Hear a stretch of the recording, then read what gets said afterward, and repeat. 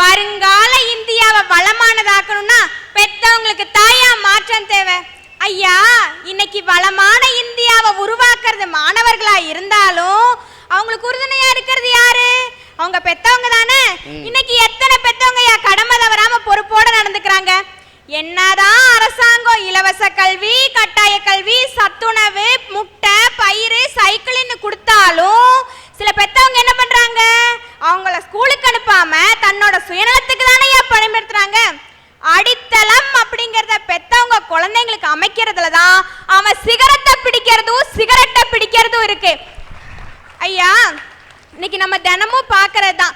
Bus ஸ்டாண்ட்ல பிச்சை எடுக்கிற குழந்தைங்க, ரோட்ல குப்பை பொறுக்கிற குழந்தைங்க, ஃபேக்டரியில கஷ்டப்படுற குழந்தைங்க பார்த்தா பாவம் அனாதை பசங்கன்னு சொல்லுவோம். ஆனா இதுக்கெல்லாம் யாரு காரணம்? பொறுப்பில்லாதவங்க பெத்தவங்க தானே காரணம். ஒன்னும் இல்லைங்க, இன்னைக்கு நம்ம எல்லாத்துக்கும் தெரிஞ்சதுதான் ஸ்லம்டாக் மில்லியனர். எவ்வளோ ஃபேமஸான படம்.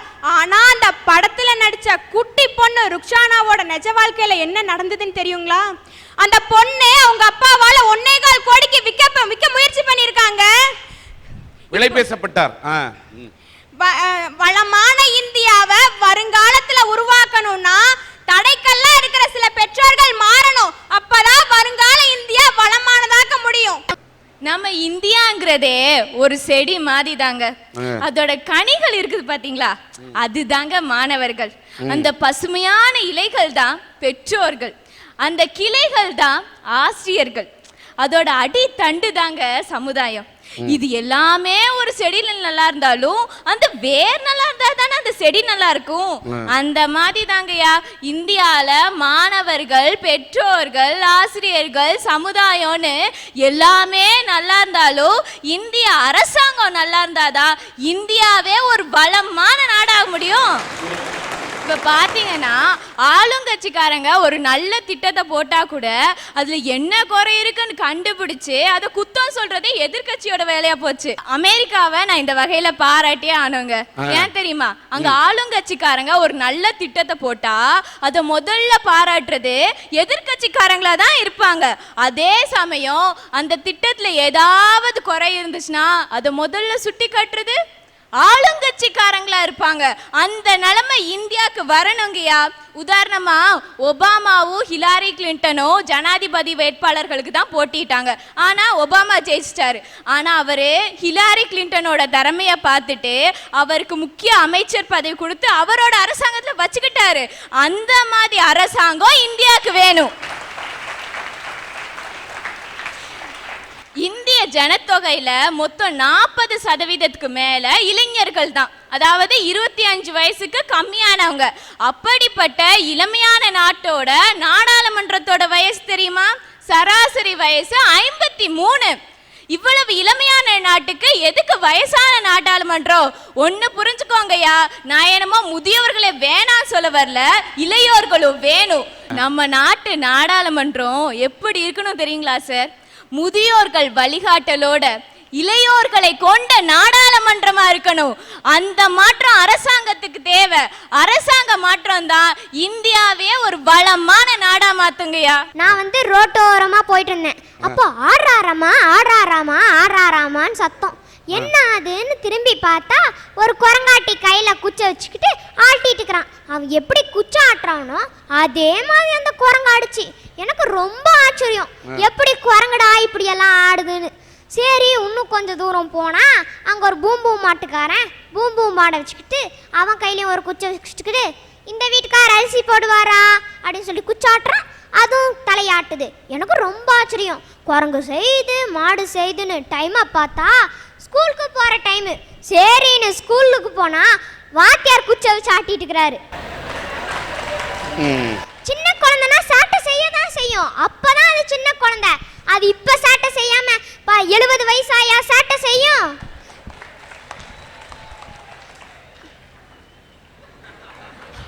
குழந்தைங்களை குழந்தைங்க மாதிரி நடத்தணும், விலங்குங்க மாதிரி நடத்தக்கூடாது.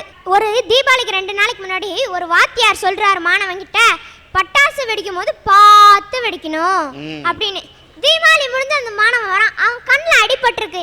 என்னடா தம்பியும் கண்ணில் அடின்னு கேட்டா அவன் சொல்றான், நீங்க தானே சார் பட்டாசு வெடிக்கும் போது பார்த்து வெடின்னு சொன்னீங்க, பார்த்து வெடிச்சேன் கண்ணில் வெடிச்சிருச்சு. கரெக்ட் தானே? வாத்தியார் சொல்லும் போது ஜாக்கிரதையா வெடிக்கணும்பா அப்படின்னு சொல்லியிருக்கலாம் இல்லையா?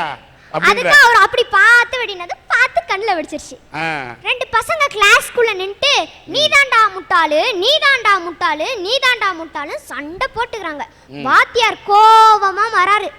என்னடா நான் இங்க இருக்கல அத மறந்துட்டீங்களான்னு கேக்குறாரு. இந்த மாதிரி ஆசிரியருக்கு தாயா மாற்றம் தேவைன்னு நான் சொல்றேன். வருங்கால இந்தியாவை வளமானதாக்கணும்னா வழி காட்டும் சமூகத்துக்கு தான் சார் மாற்றம் தேவை. திருவள்ளுவர் என்ன சார் சொல்லல திருக்குறள்ல? ஒரு மன்னன் எப்படி இருக்கணும், ஒரு நாடு எப்படி இருக்கணும், ஒரு தந்தை எப்படி இருக்கணும், ஒரு தாய் எப்படி இருக்கணும், ஒரு மகன் எப்படி இருக்கணும்னு எல்லாத்தையுமே சொல்லியிருக்காரு.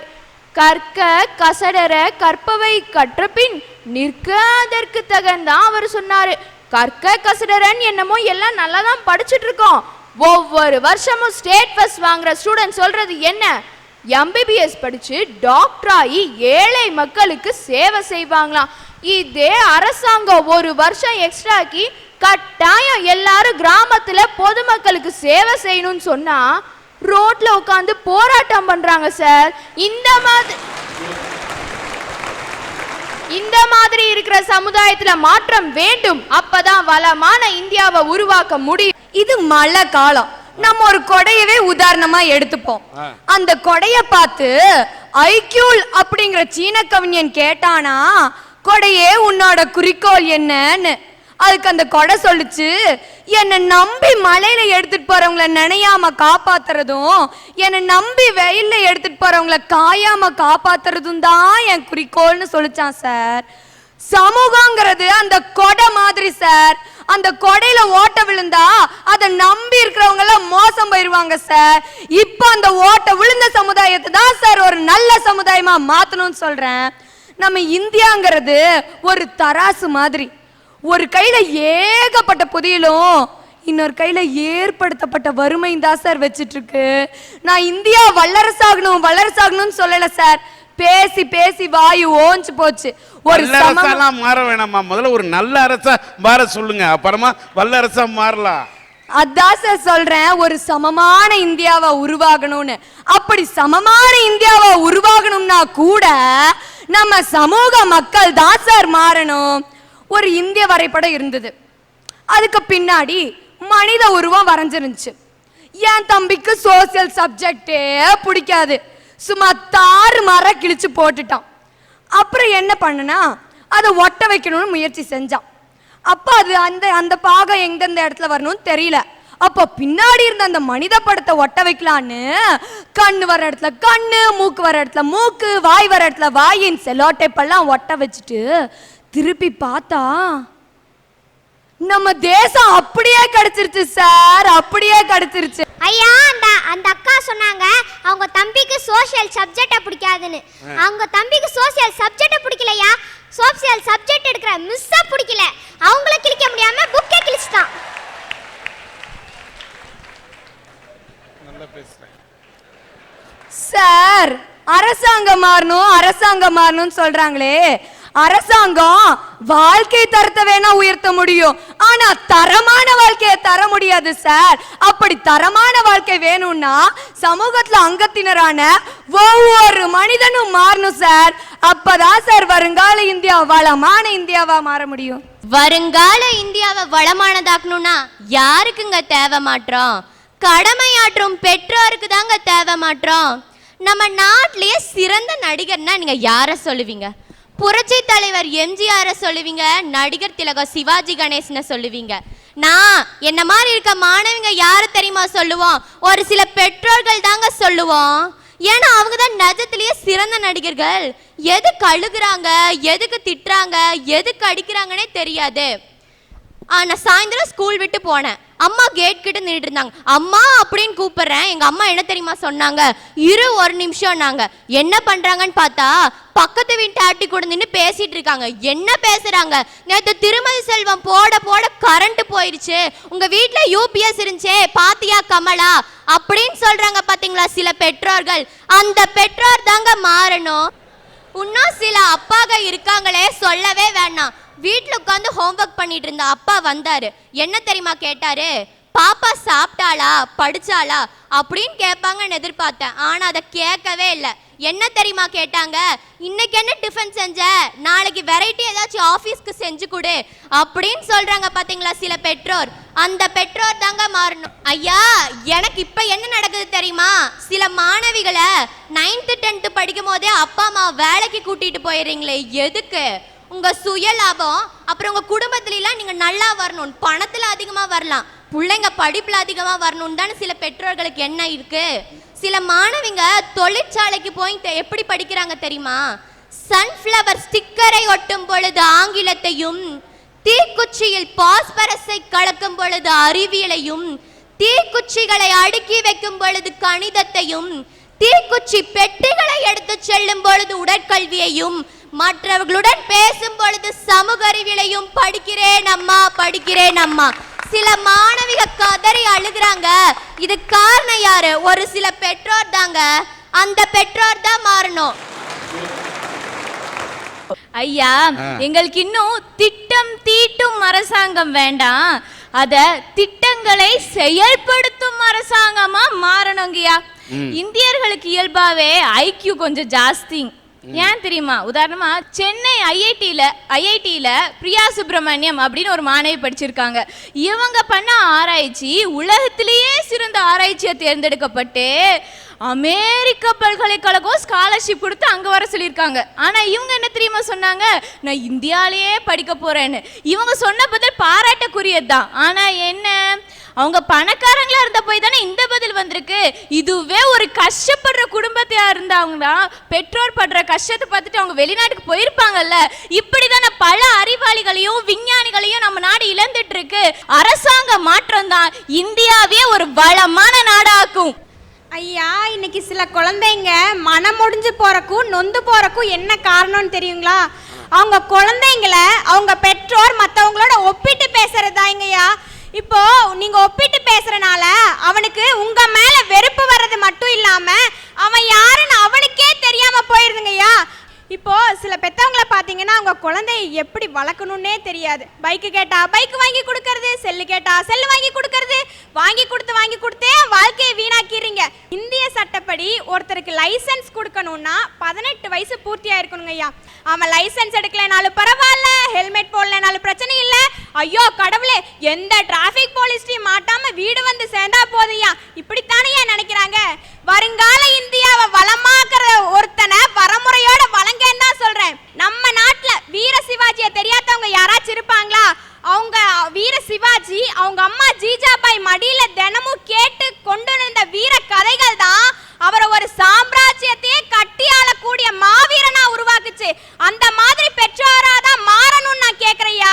தோழி ஒருத்தி இருந்தா, பஸ் மெட்டன் கூட சொல்லலாம். பஸ் ஏறும்போது கீழே விழுந்துட்டா. பஸ்கார சர்ன்னு இடிச்சிட்டு போயிட்டான். அங்கிருந்த 2 போலீஸ் ஓடி வந்து பார்த்தாங்க. நானும் காப்பாத்துவாங்கன்னு நினைச்சா என்ன நடந்தது? புளியோகலத்தில் இருக்கிறவங்க அப்பா அம்மா வர சொல்லி, ஆசிரியர் பிரின்சிபல் எல்லாத்தையும் வர சொல்லி கையெழுத்தெல்லாம் போட்டுட்டு அந்த பிள்ளைய ஆம்புலன்ஸ்ல போட்டு இழுத்துட்டு போறாங்க ஐயா. பாதியிலே அந்த பொண்ணோட உயிர் போயிடுச்சு. 1000 கையெழுத்து முக்கியமா இல்ல ஆயுசு முக்கியமே ஐயா? ஆயுசு தான் முக்கியம். இப்படி மனித நேயமற்ற சமுதாயம் மனித நேயம் உள்ள சமுதாயமா மாறணும். பணம் இருக்கிறவன் மேலும் மேலும் படிச்சுட்டு போயிட்டே இருக்கா ஐயா. பணம் இல்லாதவன் சத்துணுக்காக காத்து கிடக்குறான் ஐயா. அப்படிப்பட்ட சமுதாயம் மாறணையா. என்னைக்கு ஒரு சமுதாயம் மற்றவர்கள் மீது அக்கறை கொண்ட சமுதாயமா மாறுதோ அன்னைக்குதான் வருங்கால இந்தியா வளமான இந்தியாவா மாறும். வெள்ளக்காரவங்கெல்லாம் ஏர்போர்ட்டை விட்டு தாண்டின உடனேயும் பார்க்குற ஆள் யாருன்னு தெரியுமா? பிச்சைக்காரங்க ஐயா, பிச்சைக்காரவங்க. அவங்க கூட இப்போ ஈவு இறக்கம் இல்லாம தன்னோட குழந்தைங்களுக்கு மயக்க ஊசியை போட்டு பிச்சை எடுக்கிறாங்க ஐயா. இதெல்லாம் எதுக்கு ஆரம்பம்? சமூக சீரழிவுக்கு ஆரம்பம் ஐயா, சமூக சீரழிவுக்கு ஆரம்பம். அப்படிப்பட்ட நிலம் மாறணியா. அன்னைக்கு தான் வருங்கால இந்தியா வளமான இந்தியாவா மாறும். சமூக மாற்றத்தால எதை வேணா சாதிக்க முடியும். அமெரிக்கால ஏற்பட்ட சமூக மாற்றம் தான் அந்த வெள்ளை மாளிகையில ஒபாமான்ற ஒரு கருப்பரை உட்கார வச்சது. அந்த மாதிரி சமூக மாற்றம் தான் இந்தியாவுக்கும் தேவை. இதே மாதிரி ஒரு அமெரிக்க மாணவன் இந்தியாவோட சமூக மாற்றம் தான் அமெரிக்காவுக்கு தேவைன்னு சொல்ற அளவுக்கு நம்ம இந்திய சமூகம் வளரணும். அது விரைவில் வளரணும். இரவில் கிடைத்த விடுதலைக்கு சூரியன் உதிக்கவில்லையா, இல்லை இந்த சமூக மக்கள் விழிக்கவில்லையா? இப்போ இந்தியா சைனா பார்டர்ல பிரச்சனை நடந்துட்டு இருக்கு சார். சீனா இந்தியாவை சீண்டி பார்த்துட்டு இருக்கு. இந்த பிரச்சனைக்கு தீர்வு காரணம்னா அரசாங்கம் தான் எல்லாத்தையும் செய்யணும்னு நம்ம மக்கள் சொல்றாங்க. சமூக மக்களால செய்ய முடியாதா? சீனால இருந்து எத்தனை பொருட்கள் நம்ம யூஸ் பண்றோம். மேட் இன் சைனான்னு போட்ட ஒரு பொருளை வாங்காதீங்க, புறக்கணிங்க. எவ்வளோ கம்மி விலையில கொடுத்தாலும் வாங்காம இருங்க. இது ஒண்ணு போதும் நம்ம சைனாவை பொருளாதார ரீதியா வெல்றதுக்கு. ராணுவ மக்கள் சாதிக்க வேண்டியதை இந்த சமூக மக்கள் ஒரு பைசா செலவில்லாம சாதிக்க முடியும். மாற்றம் ஒண்ணு மட்டும்தான் இந்த உலகத்துல மாற்றமே இல்லாதது. அந்த மாற்றம் வழி காட்டும் சமூகத்துக்கு தான் தேவை. அப்பதான் வளமான இந்தியாவை உருவாக்க முடியும். ஐயா, ஒரு மாவட்டத்தை ஆட்சி பண்ற ஒரு IAS ஆஃபீஸருக்கு என்ன தகுதி வேணும்னு நினைக்கிறீங்க ஐயா? ஒரு டிகிரி முடிச்சிருக்கணும், அவங்க வைக்கிற எக்ஸாம்ல எல்லாம் ஃபர்ஸ்ட் கிளாஸ்ல பாஸ் பண்ணிருக்கணும். அவருக்கு தான் நம்ம அந்த தகுதியே கொடுக்குறோம். அவர் யாருங்க? ஒரு சின்ன மாவட்டத்தை ஆட்சி பண்றோம். அவருக்கே அத்தனை தகுதியும் டார்கெட்டும் வைக்கும் போது ஏங்க நம்ம நாட்டை ஆட்சி பண்றதுக்கு அந்த தகுதி வைக்க கூடாதுன்னு பேச வந்திருக்கேன். ஐயா, நம்ம நாட்டின் அதிகாரிகள் தாய் மாதிரி, அரசியல்வாதிகள் தந்தை மாதிரி. எப்படி நம் வீட்டில் இருக்கிற அப்பாவும் அம்மாவும் ஒற்றுமையா இருந்தாதான் அந்த வீடு சிறப்பாகுமோ, அதே மாதிரி தான் நம் நாட்டின் அதிகாரிகளும் அரசியல்வாதிகளும் ஒழுங்கா ஒற்றுமையா செயல்பட்டதா நம்ம நாடு வளமையான நாடாக மாறும். அதனால தான் சொல்றேன், திட்டம் அரசாங்கம் மாறணும்னு சொல்றேன். ஐயா, அடிப்படை இல்லாம கட்டுன மாளிகை காத்துக்கு நிக்காது. யார் ஐயா அடிப்படை? பெற்றோர் அடிப்படை, ஆசிரியர் அடிப்படை, அரசாங்க அடிப்படையா இல்ல சமூக அடிப்படையா? மாணவர் தாய அடிப்படை. ஐயா, நான் தினம் ஸ்கூலுக்கு போவேன். ஒரு நாள் ஸ்கூலுக்கு போலான்னு பேக் மாட்டிட்டு ஒரு வழியா போயிட்டு இருந்தேன். அங்க ஒரு பையன் இருந்தான். பாப்பா அப்படின்னா, நானும் ஏப்பா அப்படின்னு. பெயிண்ட் அடிக்காத சுவரும், முகத்துல பவுடர் பூசாத பிகரும், உருப்பட்டதா சரித்திரமே இல்லை. நான் சார் அவன் கரெக்டா தான் சொன்னான். கண்ணாடி போய் பார்க்க சொல்லுங்க சார். தம்பி, எனக்கு எங்க ஊர்ல மகாலட்சுமின்னு பேரு. லட்சுமியா மாத்திராத உட்காரு. பாம சார் ஊர்க்காரங்க. சரி, அடுத்த நாள் நான் போனேன் சார். அப்போ அடுத்த நாள் கொஞ்சம் பவுடர் பூசிட்டு போனேன். அப்போ பாப்பானா, நானும் ஏப்பான. என்ன பார்த்து சொல்றா சார், உங்க அப்பா என்ன சுண்ணாம்பு வியாபாரியான்னு. அவன் பாப்பா அப்படின்னா நீ ஏன் ஏன்பான்னு காது கொடுத்து கேக்குற? சரி சார், என்ன உருப்படாம போறேன்னு சொல்லி அவன் உருப்படாம போறானே சார், அந்த மாணவன் மாறணும் தாயா நான் சொல்றேன்.